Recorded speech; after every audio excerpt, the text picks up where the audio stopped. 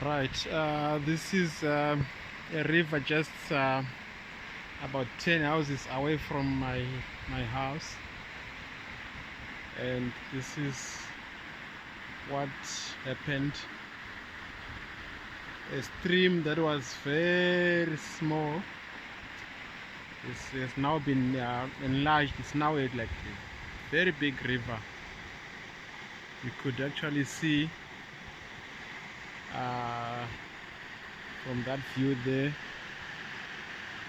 that there was a lot of water, and from the up there's a house, and you could see that the house almost was almost swept away by the heavy rains, just down to this stream.